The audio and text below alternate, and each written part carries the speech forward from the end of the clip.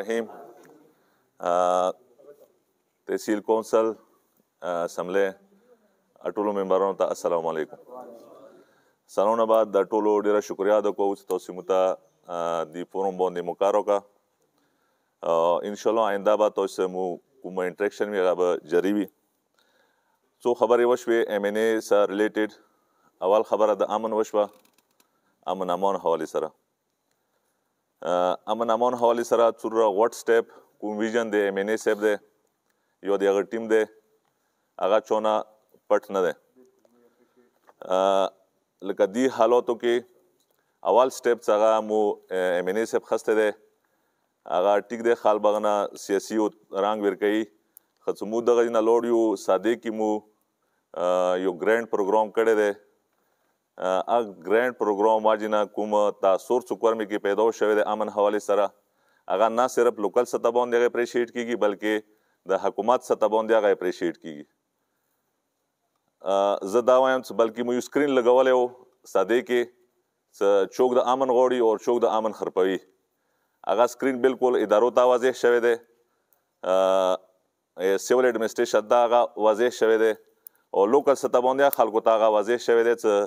دې علاقې کې د چوک امن غواړي او چوک د بدامني جوړوي. دې نه بعد دلته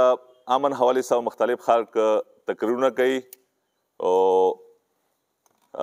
صرف زبانی زما خرچ به کوي. مو پریکټیکلی ادھر زیاده ثابته کړی دی چې مو دې علاقې کې د امن غواړو. کوم د بایپاس واقعه شوې وه مو پریکټیکلی ایم این ای او دغه ټیم لوړو خروټو تنګي ته پیوټ تنګي ته هغوی سره ادھر مو مال تمنا وکړه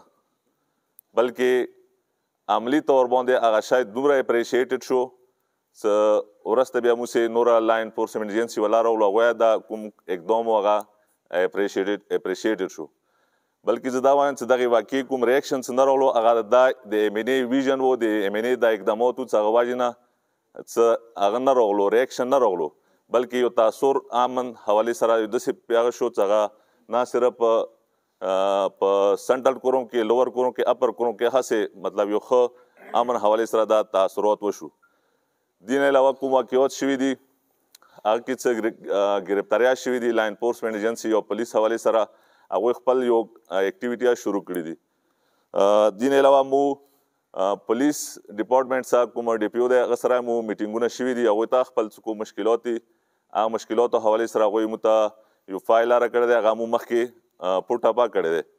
هغوی مختلفې مسلې دي لکه پروسیکیوشن مسله دی پبلک کوم هغه دی هغوی مطلب ویک دی انویسټیګیشن مسلې دي هغوی ته هیومن رایټ مطلب د ایکسپرټیز حوالې سره مسلې دي هغه مو آی جي صاحب سره مطلب هغه شونه ډسکس کړي دي.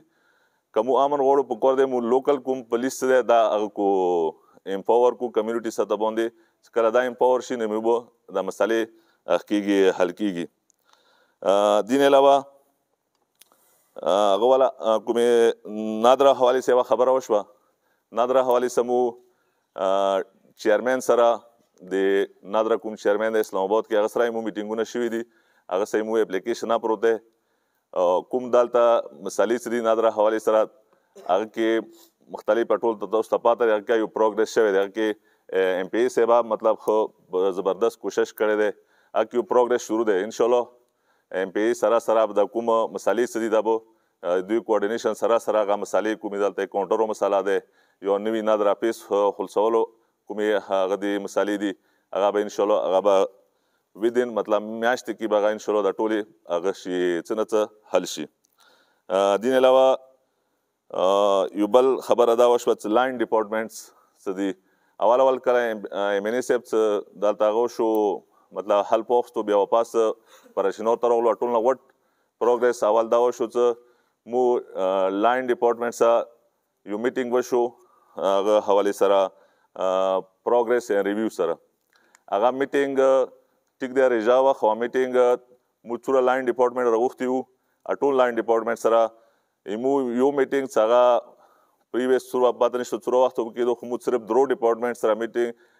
پروګرس شیر شو هغه یو میټینګ 15 غنټې واخیستې آنلاین ډپارټمنټ هلته کسان به موجود وي چې هغوی بار ګزارش کولو چې میټینګ